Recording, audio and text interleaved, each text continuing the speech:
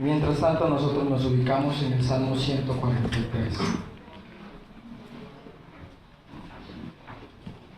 Como les decía, es un gozo poder estar en la casa del Señor nuevamente. Particularmente mi familia y yo hemos estado bastante ausentes los últimos días, las últimas semanas. Y bueno, algunos de pronto lo saben, quizás otros no, pero Emanuel siguió con algunos problemas y tuvimos que tenerlo en la clínica nuevamente. 22 días duró Emanuel en la clínica y fue un proceso muy tremendo de parte de Dios para nosotros, pero damos gracias a Dios porque Él extiende su gracia y su misericordia para con sus hijos. Amén. Amén. Y en esta mañana quiero compartir con ustedes algo que está enfocado a ese momento que nosotros vivimos estos últimos 5 meses, porque realmente el tema con Emanuel ha sido desde que nació. Yo les decía a los jóvenes el 16 de diciembre del año pasado que el día que Emanuel nació, el 25 de septiembre, nosotros estábamos tranquilos porque faltaba mucho tiempo, o por lo menos un mes para que él naciese. Pero aún cuando ya mi esposa iba para la clínica y que ya se veía pues que él iba a nacer, aún en ese momento todavía había tranquilidad en nuestro corazón, porque nuestra oración era que el Señor tenía el control de ese momento, ¿sí? Y yo les decía a los muchachos, nuestra posición física frente a una circunstancia determina mucho la fe que hay en nuestro corazón hacia Dios. Entonces yo les decía a ellos que yo estaba en esa sala esperando tranquilamente, pacientemente, porque creía firmemente en mi corazón que el Señor tenía el control de todo y que todo iba a salir bien como habíamos pedido. Sin embargo, antes de las 11 de la mañana, de la noche, me llamaron y me dijeron que el bebé ya había nacido, pero que había nacido prematuro y que había nacido con unos problemas y que tenía que quedarse allá en una incubadora hasta que se maduraran sus pulmones. En ese momento la fe comenzó a temblar. En ese momento ya la posición física comenzó a cambiar un poquito más y ya no era tan de tranquilo, tan todo está bien, porque como que te mueven la silla y comienzas a sentir que algo comienza a cambiar en lo que tú estás esperando que suceda. Después de eso pasó una semana, el bebé tuvo que quedarse una semana en la clínica, luego pudo llegar a la casa. 8 días después nuevamente estábamos en una nueva clínica en la cual pasamos casi un mes. 29 días pasamos con Emanuel en esa clínica. Y bueno, ya ha sido un proceso muy tremendo de parte de Dios, pero en el cual el Señor, como les decía ahorita, ha sido bueno y misericordioso con nosotros. Y en esta mañana quiero compartirles un tema que le he puesto por título Un momento de aflicción, que creo que algunos o todos lo hemos vivido en algún momento de nuestra vida. Y quiero que leamos el Salmo 143, versículo 1 en adelante.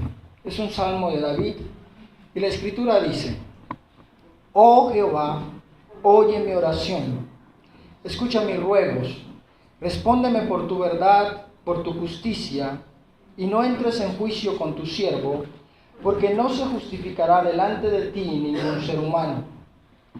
Porque ha perseguido el enemigo mi alma, ha postrado en tierra mi vida, me ha hecho habitar en tinieblas como los ya muertos. Y mi espíritu se angustió dentro de mí, está desolado mi corazón. Me acordé de los días antiguos, meditaba en todas tus obras, reflexionaba en las obras de tus manos.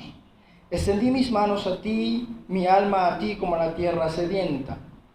Respóndeme pronto, oh Jehová, porque desmaya mi espíritu. No escondas de mí tu rostro, no venga yo a ser semejante a los que descienden a la sepultura. Hazme oír por la mañana tu misericordia, porque en ti he confiado. Hazme saber el camino por donde ande, porque a ti he elevado mi alma. Líbrame de mis enemigos, oh Jehová, en ti me refugio. Enséñame a hacer tu voluntad, porque tú eres mi Dios. Tú en espíritu me guías a tierra de rectitud. Por tu nombre, oh Jehová, me vivificarás. Por tu justicia sacarás mi alma de angustia. Y por tu misericordia disiparás a mis enemigos y destruirás a todos los adversarios de mi alma, porque yo soy tu siervo. Padre, una vez más bendecimos tu santo nombre y te damos gracias. Te damos gracias, Señor, porque podemos venir ante tu presencia en este día, Señor. Y tú has declarado en tu palabra que uno de tus nombres es el Padre de toda consolación. Por eso en esta mañana rogamos que tu santa presencia venga en medio de tu iglesia una vez más. Y que tú, Señor, puedas consolar nuestro corazón en medio de la aflicción que particularmente cada uno está viviendo en este día. Tú, Señor, que miras desde los cielos y que escudriñas el corazón, sabes cuál es la necesidad que cada uno de nosotros tenemos el día de hoy. Por eso te rogamos, Señor, sé propicio a esa necesidad. Muestra tu misericordia y tu gracia nuevamente en medio de nosotros y afirma el corazón de tu iglesia en esta mañana. Concédele fuerza al que no tiene ninguna el día de hoy. Afirma los pies, Señor, de aquellos que están frágiles y débiles ante la circunstancia que están viviendo. Y en esta mañana, Señor, el fuego de tu presencia arda en nuestro corazón nuevamente para continuar adelante. Padre, te rogamos estas cosas y te pedimos que aquel que no te conoce el día de hoy pueda ser convencido de la necesidad de tu presencia en su vida. En el nombre de Cristo Jesús te pedimos estas cosas y te damos muchas gracias. Amén y amén. Muy bien, entonces dice un momento de aflicción. David, al igual que todo ser humano, tuvo muchos momentos de aflicción en su vida. Y eso lo podemos mirar nosotros al leer los salmos de David. ¿Sí? Uno puede ver unos momentos muy trágicos en la vida de este hombre, a pesar de que este hombre es catalogado por el mismo Dios como un hombre conforme a su corazón. David atraviesa momentos de aflicciones muy grandes. Y quizás nosotros hemos atravesado circunstancias parecidas a las de David, o en algunos casos peores que las que él vivió. Pero el salmo que acabamos de leer describe algunas cosas muy interesantes que nosotros como cristianos deberíamos tener muy presentes en los momentos de aflicción que atravesamos en nuestra vida. Hay algo muy claro que la Biblia muestra, y es que la vida cristiana no es una vida de color de rosa. ¿Sí? Los cristianos hemos de padecer momentos difíciles. Por esa razón Jesús dijo: en el mundo tendréis aflicciones, pero confiad, yo he vencido al mundo. Ese mundo del cual está hablando Jesús es el mundo de la vida, ¿sí? No es el mundo natural, ni tampoco es el mundo espiritual. Es el mundo de la vida, de lo que vivimos cada día. Momentos en los cuales vamos a tener escasez en nuestro hogar, momentos en los cuales vamos a tener enfermedad en nuestra familia, momentos en los cuales vamos a sentir duelo. Y eso no quiere decir que Dios dejó de ser Dios. ¿Sí? Entonces, David comienza esta oración diciendo lo siguiente: oh Jehová, oye mi oración. David dirige su oración al Señor. Y es una de las cosas en las cuales los cristianos tropezamos cuando arrancamos el proceso de la aflicción. Si usted se da cuenta, David dirige su oración a Dios. ¿Por qué razón lo hace David? Porque David sabía que el Señor es el único que oye la oración.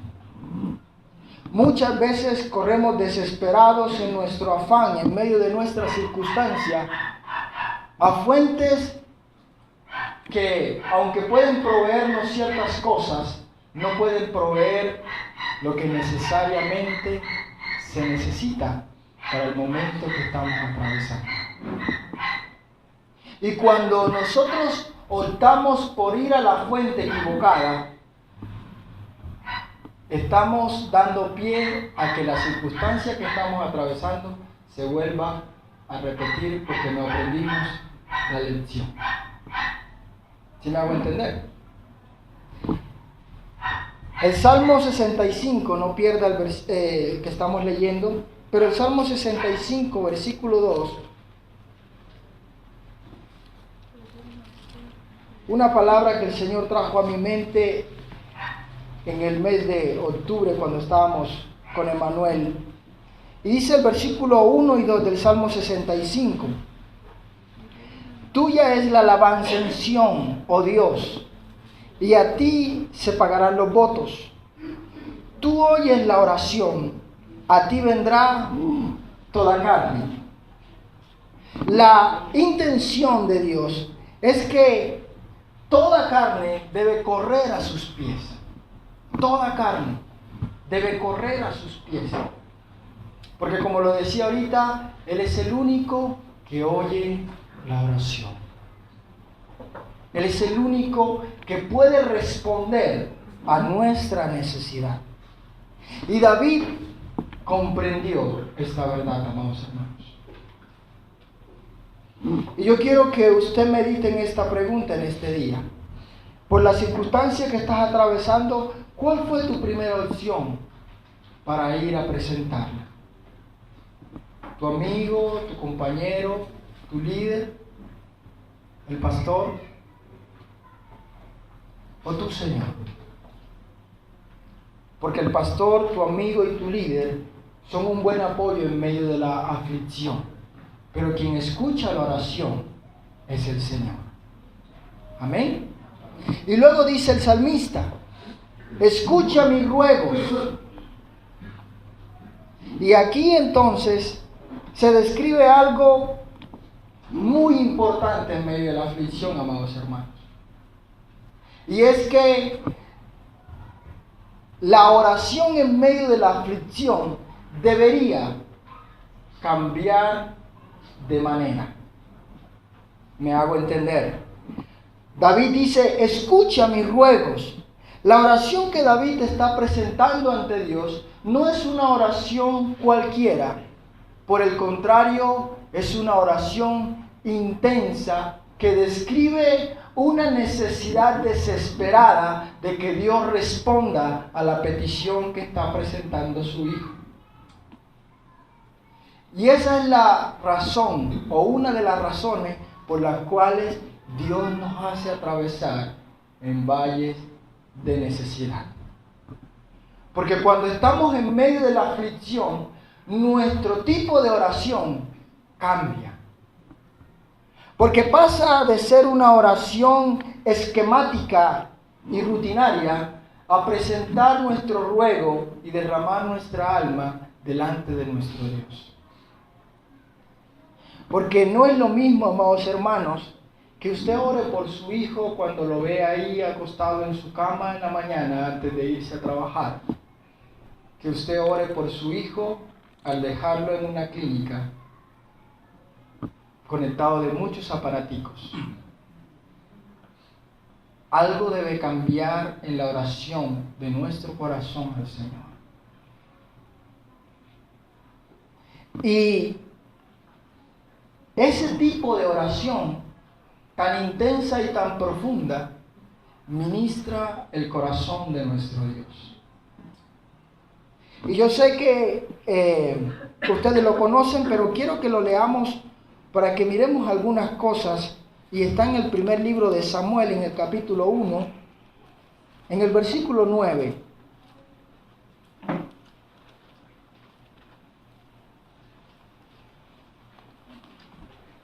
Primer libro de Samuel, capítulo 1, versículo 9. Dice la escritura: y se levantó Ana después que hubo comido y bebido en Silo, y mientras el sacerdote Elí estaba sentado en una silla junto al pilar del templo de Jehová, ella con amargura de alma oró a Jehová y lloró abundantemente. E hizo voto diciendo: Jehová de los ejércitos, si te dignares mirar a la aflicción de tu sierva y te acordares de mí y no te olvidares de tu sierva, sino que dieres a tu sierva un hijo varón, yo lo dedicaré a Jehová todos los días de su vida y no pasará navaja sobre su cabeza. ¿Cuál era la oración de Ana? ¿Cómo era su posición? No era una posición física de estar quizás sentada o quizás acostada en su cama, con una sonrisa en sus labios, diciéndole: Señor, si te parece bien, si todo está bien, ¿me puedes regalar un hijo, por favor? La oración de Ana hacia el Señor era con amargura y abundante lloro. Había un deseo ardiente en su corazón porque el Señor escuchara su oración, porque el Señor atendiera a la petición que ella estaba presentando ante Dios. Y en nuestra aflicción, amados hermanos, muchas veces tendemos entonces al otro extremo, a reclamarle al Señor: ¿por qué está pasando esto? ¿Por qué estás permitiendo esto? ¿Es acaso que tu mano se cortó? ¿Es acaso que no puedes hacerlo? Y no optamos como Ana de correr a su presencia y derramar nuestra alma en oración delante de Él. Cuando David dice en el Salmo 143 que estamos mirando, dice: escucha mis ruegos, te estoy rogando, estoy suplicando delante de ti que escuches mi petición. Y luego dice David: respóndeme por tu verdad y por tu justicia. Dos razones por las cuales David le está pidiendo a Dios que traiga una respuesta. Y la primera es que David dice: respóndeme por tu verdad. Y David está basando su petición en que Dios le responda, en que Dios es un Dios que lo que ha prometido lo cumple. Y esa es la base por la cual nosotros podemos correr y creerle al Señor. Por lo que Él ha prometido, lo ha de cumplir para nosotros. Y hay un significado que es muy especial acerca de la verdad. Y la verdad significa algo que no está sujeto a cambio. Eso es la verdad. Por eso la ciencia no es la verdad. Porque lo que descubrieron hoy, 10 años más tarde dicen: sí era como lo dijimos hace 10 años, pero hay algunos cambios y esto, la verdad no está sujeta a cambio. Por eso chocaba en la mente de los fariseos cuando Jesús les dijo: yo soy la verdad. Yo soy el camino, la verdad y la vida. Porque lo que Jesús estaba diciendo con esas palabras era: yo soy Dios, yo no cambio. Yo soy el mismo de ayer, de hoy y por los siglos. Y sobre esa verdad, valga la redundancia, David está pidiéndole al Señor que responda a su oración, porque Él ha prometido responder a la oración de sus hijos. Y quiero aclarar algo. Cuando David le dice al Señor: respóndeme por tu verdad, David no está exigiendo que Dios le responda lo que Él quiere que le responda, sino que responda a su oración. ¿Sí me hago entender? David está pidiendo: yo quiero que tú me respondas, No como quiero que me respondas, pero que me respondas, porque tú eres un Dios de verdad. Y la segunda razón, David dice, por tu justicia. La justicia significa dar o recibir aquello que verdaderamente merecemos o debemos de dar. No existe gris, solo negro y blanco para la justicia. Pero el pedirle justicia a Dios no es una buena idea para los hijos de Dios o para algún ser humano. Porque si hablamos de lo que debemos recibir como seres humanos débiles y pecadores, es las espaldas de Dios. Sin embargo, David le pide al Señor que le responda por su justicia, apelando al carácter justo de Dios. Y es que si Dios había prometido responder, lo justo para el carácter de Dios es que Él responda a la oración.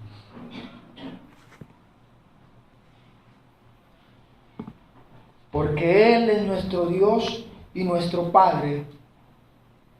Por eso David pide que el Señor responda a su oración. Y la respuesta que David estaba pidiendo, al igual que nosotros, amados hermanos, siempre ha de estar sujeta a la soberanía de Dios. Y es aquí donde muchos tropezamos, porque Dios responde a su soberanía y no a nuestro deseo.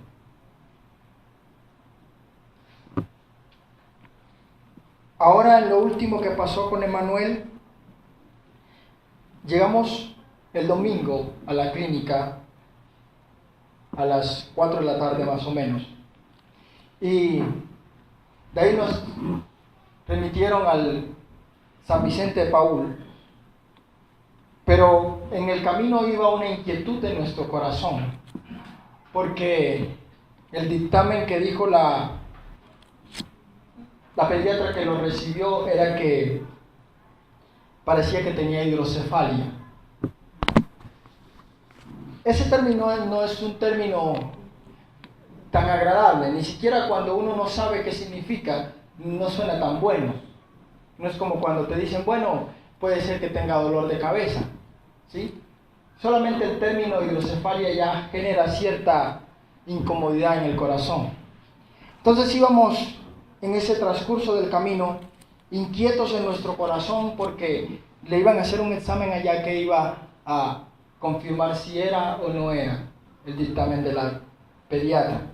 Cuando llegamos allá lo atendió otra pediatra y luego mandaron a buscar a un neurocirujano. Cuando el neurocirujano lo vio dijo, hay que hacerle una tomografía, pero solamente para saber cómo está el líquido en su cabeza, porque su bebé tiene hidrocefalia. Es ese tipo de profesionales que cree saber lo que sabe y no tiene duda en dictar un veredicto, ¿sí? Sin embargo, viene a nuestro corazón lo que le viene a todo cristiano que ha creído en que Dios es un Dios que se movió en Pentecostés.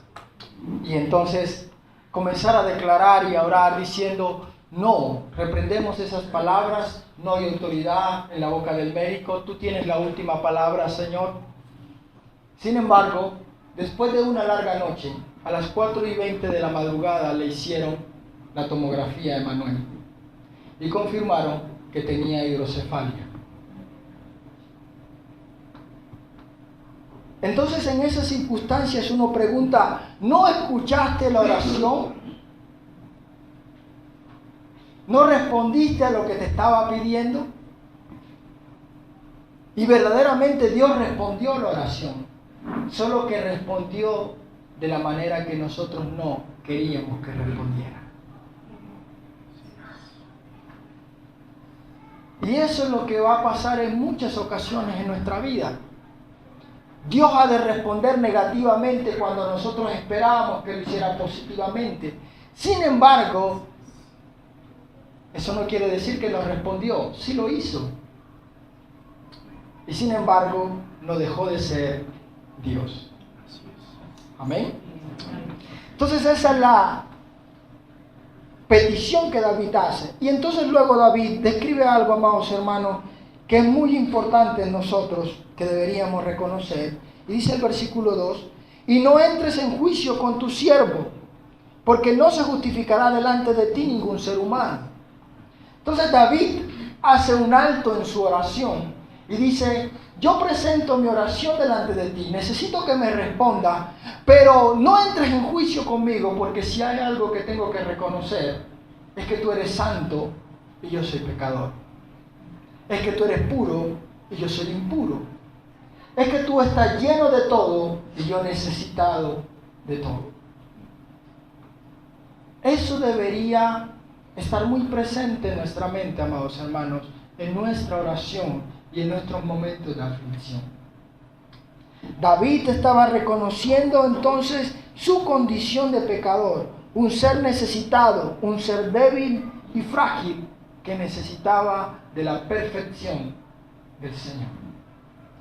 Y por una cuestión de tiempo no lo vamos a leer, pero yo sé que usted se acuerda, ese momento cuando Jesús habla de un fariseo y de un publicano, hablando de algunos que se creían estar muy cerca de Dios. Y David describe que el fariseo puesto en pie, dice literalmente el texto, oraba al Señor diciendo, gracias te doy, Señor, porque no soy como todos los hombres, ni aún como este publicano. ¿Se acuerdan? Y él dice, oro tantas veces al día, ayuno 2 días en la semana, ¿sí?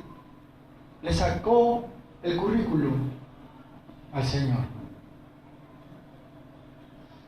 Y luego Jesús habla de la posición del otro y Jesús describe lo siguiente.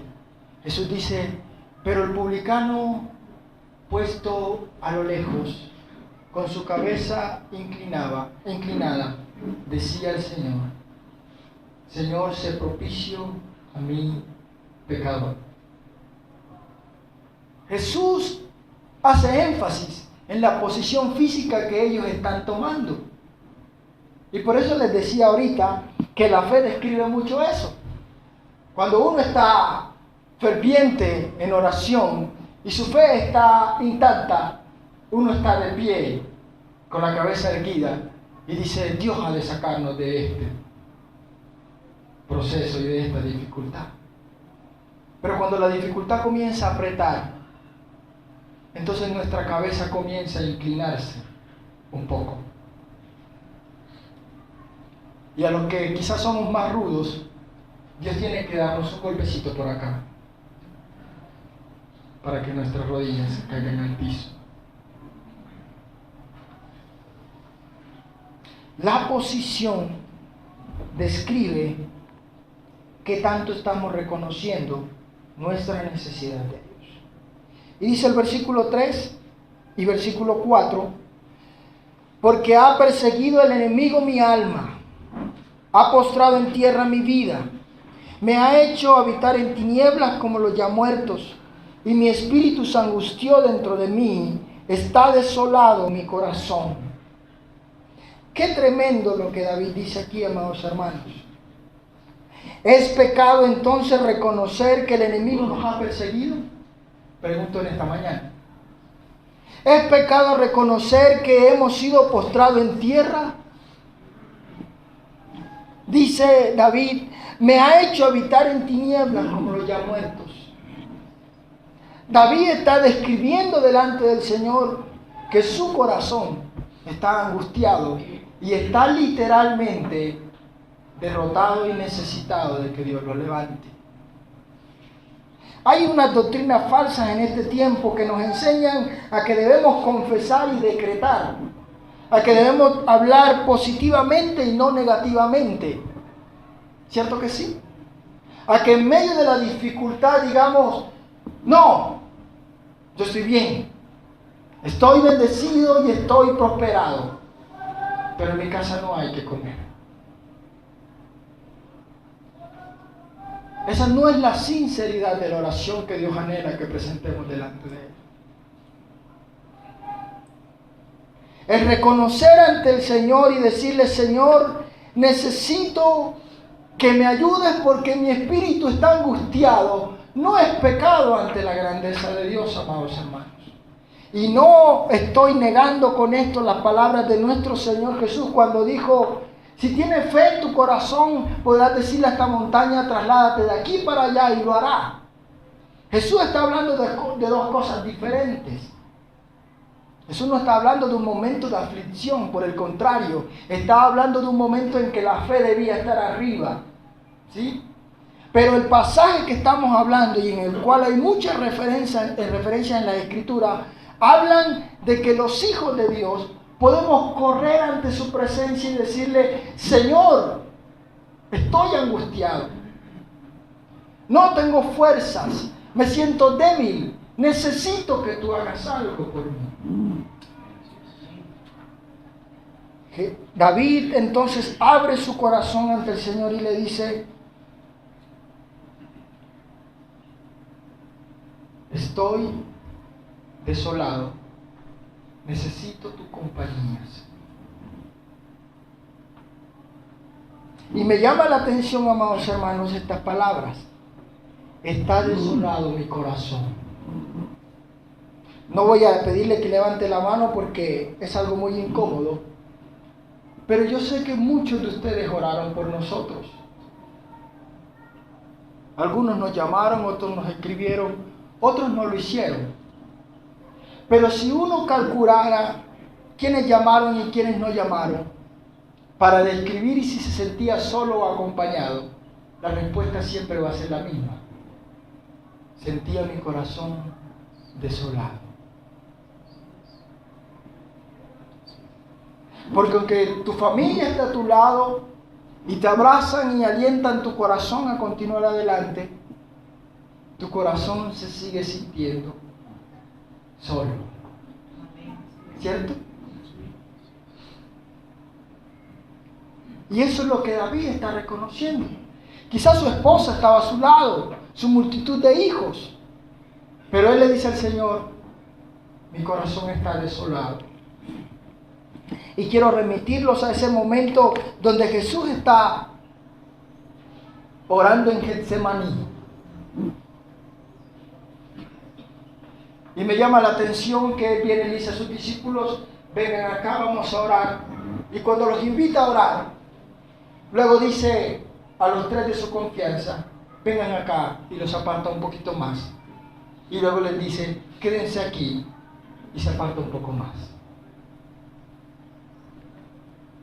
Y entonces quedó solo. Y entonces comenzó a orar y decirle al Señor: Padre, si es posible, pasa de mí esta copa. Y cuando uno lee el relato en el Evangelio según San Lucas, que es el médico, ¿cierto? Lucas era el médico. Lucas es el único que describe que Jesús estaba sudando como gotas de sangre, porque es un proceso del cuerpo cuando tiene mucho estrés. Cuando el cuerpo está sometido a un estrés muy alto, el ser humano es capaz de sudar sangre, clínicamente hablando. Entonces, Jesús está angustiado y dice la Escritura que él, angustiado, oraba más intensamente al Señor, tanto que el Señor envía un ángel, dice la Escritura, para confortarlo, para alentarlo, porque no era un buen proceso, porque no era un momento alegre, porque no era como: listo, voy a la cruz, extiendo mis manos y al tercer día resucito y todos son santos por mi sangre. Él sabía que iba a causar dolor a su cuerpo físico. Él sabía que no iba a ser algo fácil. ¿Y saben qué es lo interesante? Que cuando viene a los tres de confianza, los encontró durmiendo. Hermano, entonces el significado de la copa, ¿qué sería? Soledad, tristeza, dolor. Cuando dice: pasa de mí esta copa, ¿sería que... Ese pasa de mí esta copa era todo el proceso. Ese proceso de soledad, ese proceso de sentirse angustiado, ese proceso de dolor que iba a padecer en la cruz. Como Dios sabía todo lo que iba a acontecer, y como ser humano sabía que iba a causar dolor a su cuerpo físico. Dicen algunos estudiosos, de acuerdo a lo que dice un mismo salmo de David, el corazón de Jesús estalló dentro de sí por la presión tan fuerte que tenía. Y el salmista David dice en uno de los salmos, no sé si estoy mal, me parece que es el 83, David dice: mi corazón se derramó como cera dentro de mí, hablando de Jesús. Y el salmo comienza diciendo David: oh Jehová, escucha mi oración, ¿por qué no estás atento? Las mismas palabras de Jesús en la cruz. Padre, ¿por qué me has desamparado?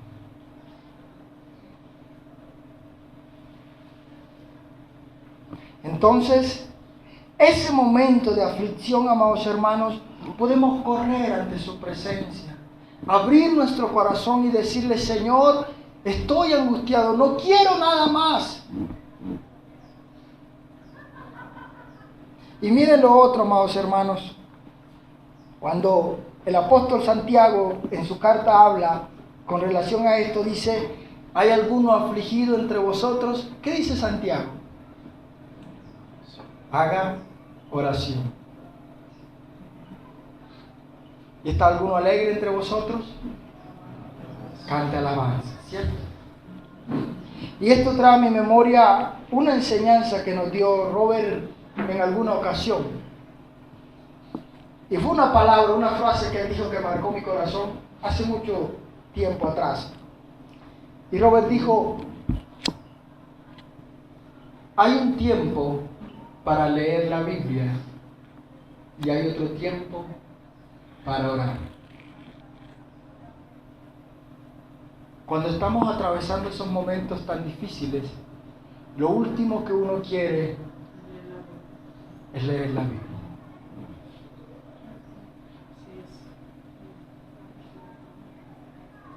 Y por eso la Biblia dice: haga oración. Derrame su alma delante del Señor.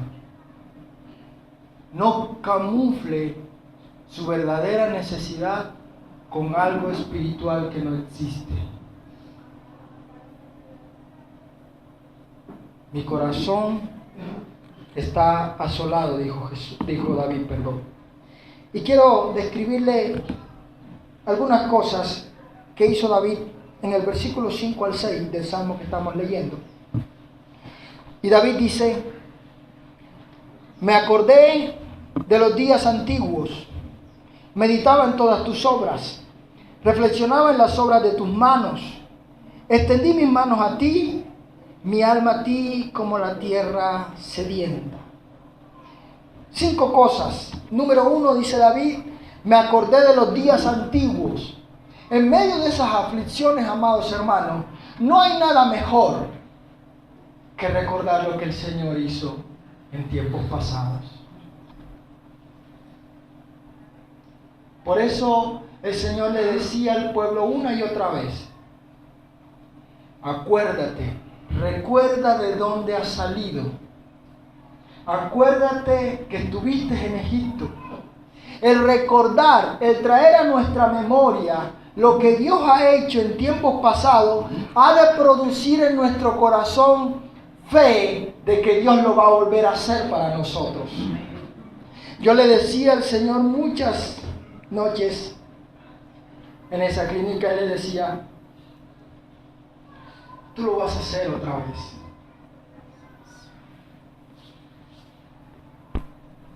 La pregunta era ¿cómo? Pero la fe era que Él lo iba a volver a hacer.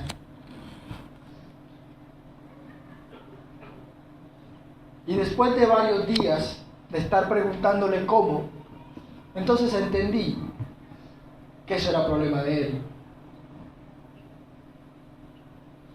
Yo solo debía creer de que Él lo iba a volver a hacer. Porque recuerdo estar hablando con mis papás y luego estar hablando con Álvaro y decirle, si al niño lo llegan a operar, si al niño le llegan a hacer una cirugía, entonces quiere decir que Satanás ganó la batalla. Porque el anhelo de mi corazón era que Dios lo sanara y no que lo tuviesen que operar. Yo oraba al Señor y creía que lo volvía a hacer, pero lo quería a mi manera. Y después de haber hablado con ellos, como 3 días, algo así, estaba en la clínica, y entonces entró un neurocirujano pediátrico y me dijo, papá, tranquilo, todo está listo. A su bebé lo operamos el lunes. Eso era un viernes. Entonces mi corazón comenzó a entender de que ya no había otra manera sino la cirugía para Emanuel. Sin embargo, ese lunes no se la hicieron porque hubo un problema. No tenía un implemento que necesitaba. Y luego un miércoles y tampoco lo hicieron. Y en esos 3 días como que la fe aumentaba y decíamos, entonces el Señor no quiere que lo operen, entonces tú lo vas a sanar. Pero el viernes de esa semana, a las 2:15 de la tarde, Emanuel estaba entrando al quirófano. Porque esa era lo que Dios había determinado que sucediese, o en su soberanía había permitido que pasara.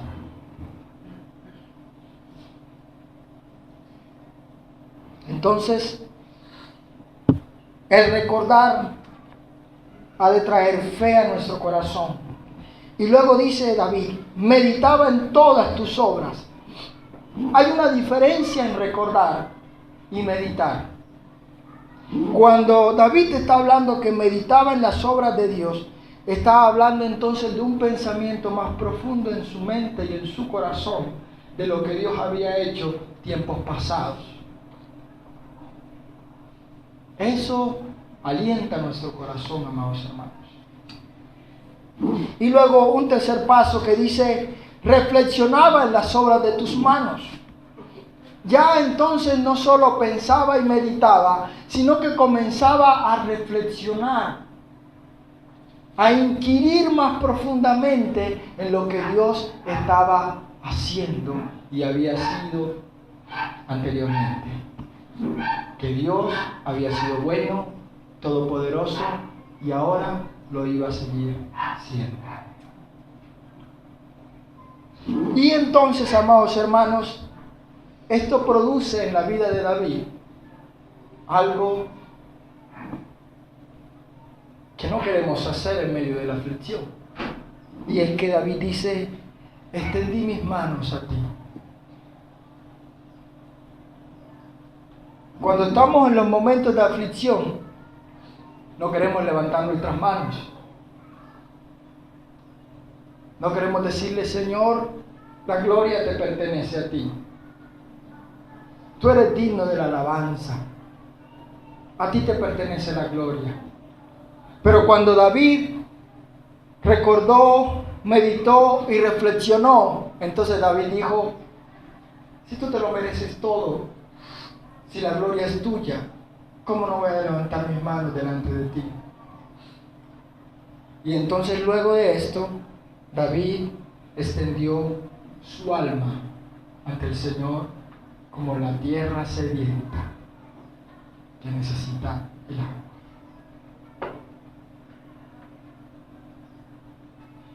Esto, amados hermanos, fue lo que produjo estas cosas que David hizo. Ya estamos terminando. Versículo 8. Bueno, el versículo 7 nuevamente David dice, respóndeme pronto, oh Jehová, porque desmaya mi espíritu. No escondas de mí tu rostro, no venga yo a ser semejante a los que descienden a la sepultura. Y es interesante que David dice que no esconda el Señor su rostro de él, Porque al pasar esto, David dice, seré como los que descienden a la sepultura.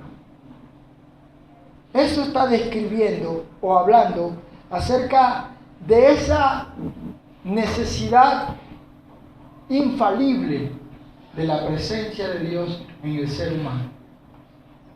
Cuando nuestra vida está lejos de la presencia de Dios, entonces somos como los que ya están muertos. La vida pierde sentido, todo pierde valor, ya no hay nada por qué vivir. Es la presencia de Dios la que nos da el sentido para vivir. Y el versículo 8, David dice, hazme oír por la mañana tu misericordia, porque en ti he confiado. Hazme saber el camino por donde ande, porque a ti he elevado mi alma. David dice, hazme oír tu misericordia. A una gran parte de los cristianos nos gusta declarar el poder de Dios, ¿cierto que sí? Declarar que Él todo lo puede, que Él es soberano, que Él es el Rey de los cielos, ¿sí?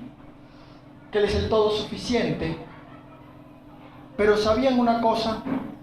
Cuando en ese momento tan magnífico y especial, en que Dios se le revela al pueblo de Israel en el monte Sinaí, Dios describe el carácter de su presencia a los oídos del pueblo diciendo, no tendrás dioses ajenos delante de mí, porque yo soy Jehová tu Dios, fuerte y celoso. Que venga la maldad de los padres sobre los hijos hasta la tercera y cuarta generación de los que me aborrecen.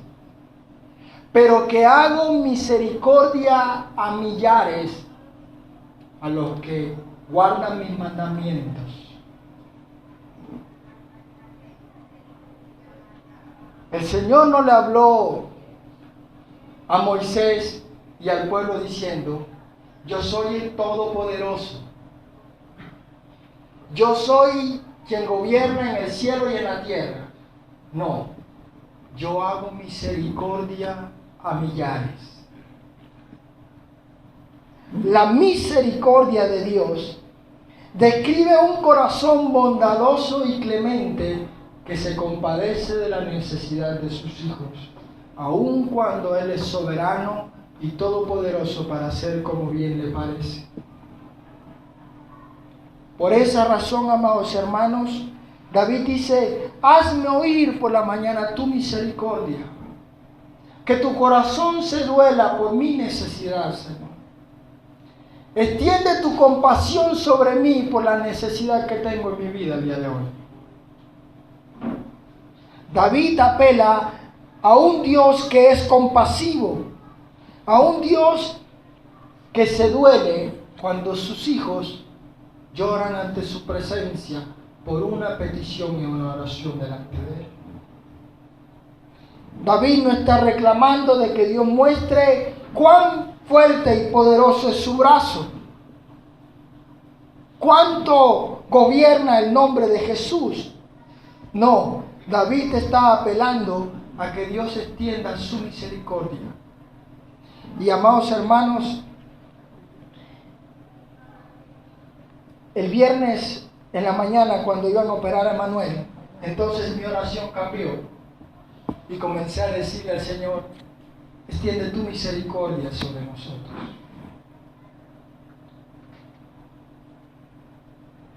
Ten compasión de nuestra necesidad el día de hoy.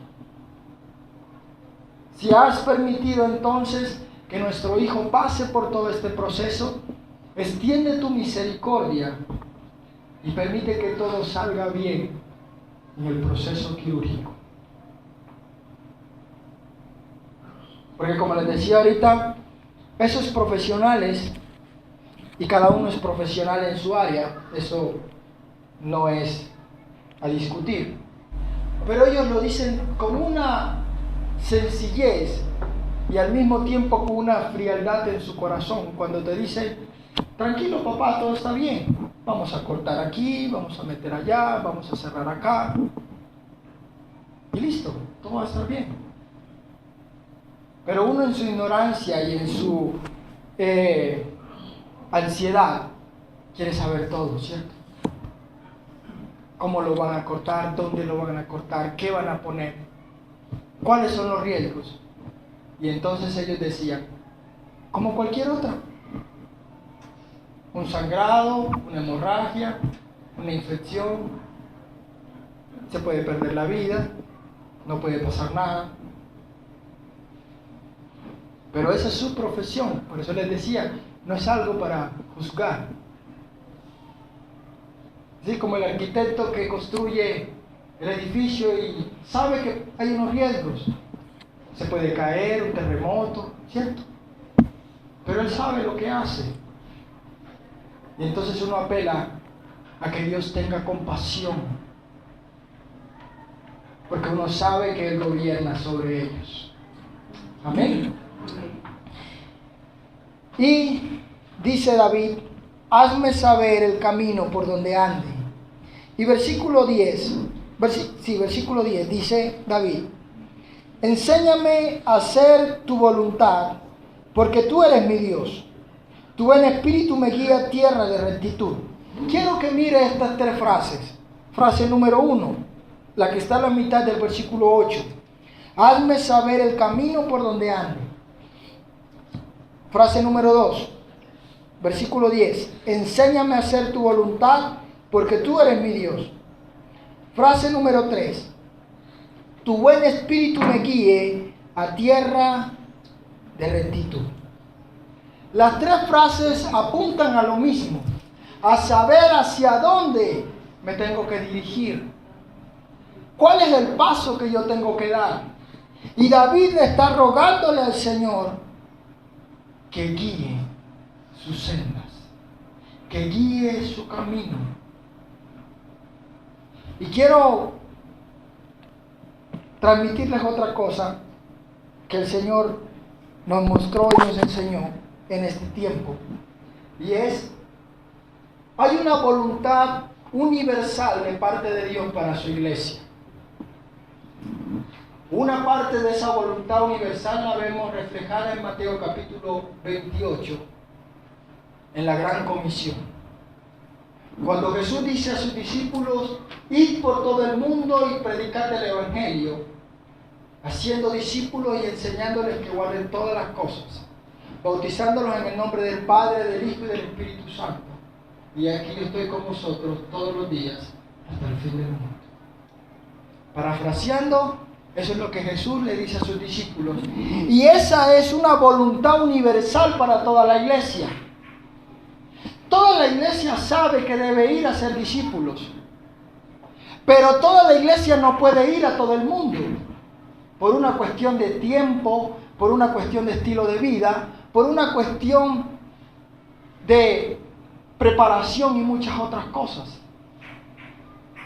Entonces, si la voluntad universal de Dios es esa, ¿cómo sé yo hacia dónde tengo que ir? Porque se necesita conocer entonces la voluntad explícita y específica de parte de Dios para mi vida.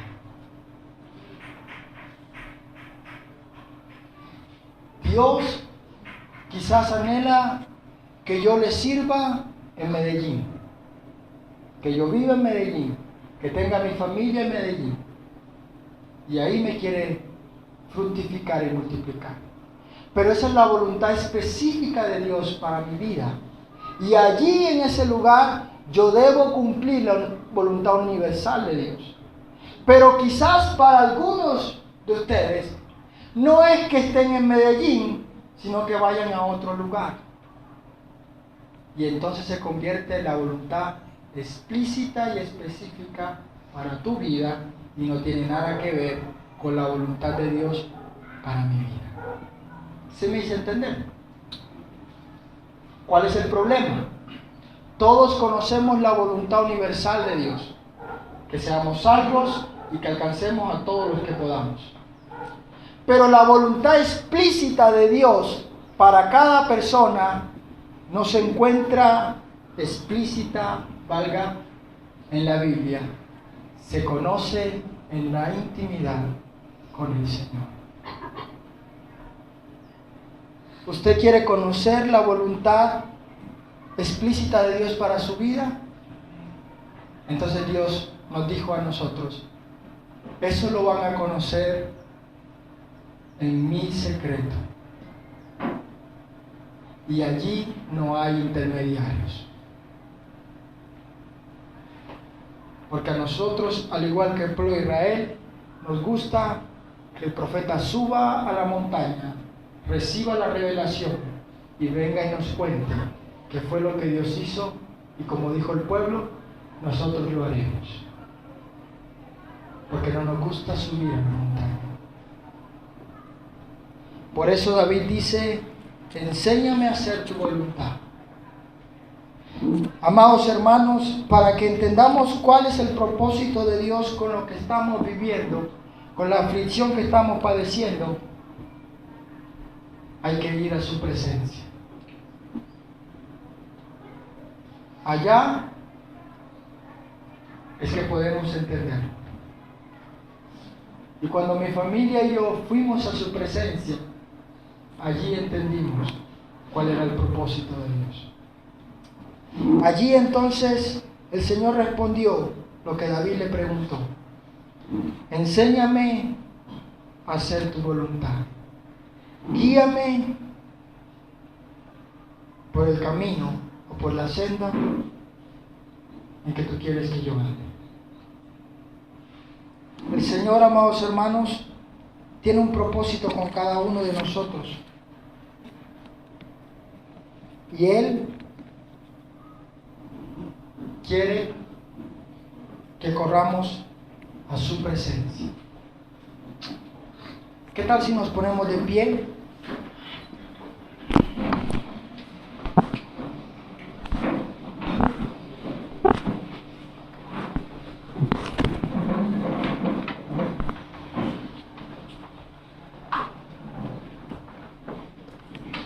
Incline su rostro ahí donde está, por favor.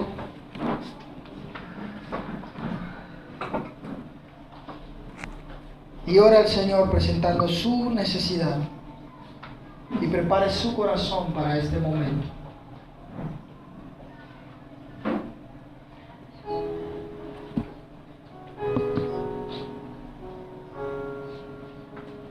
Clamamos a ti, oh Señor, en esta mañana, porque tú eres nuestra esperanza, nuestra porción en la tierra de los vivientes. Y al igual que el salmista decimos, ¿a quién tengo yo a los cielos sino a ti, Señor? Y fuera de ti no deseamos nada más en la tierra. Por eso en esta mañana te rogamos, escucha nuestra oración. Mira la aflicción que cada uno de tus hijos tiene en este día. Y tú que eres un Dios benevolente y compasivo, extiende tu misericordia sobre tu iglesia una vez más. Sé propicio a la necesidad que tus hijos tienen el día de hoy. Muestra, oh Dios, como en los tiempos pasados, de que tú sigues siendo todopoderoso y todo suficiente. Levanta los brazos de aquellos, Señor, que en este día no tienen fuerzas, y muestra tu fidelidad y tu gloria una vez más.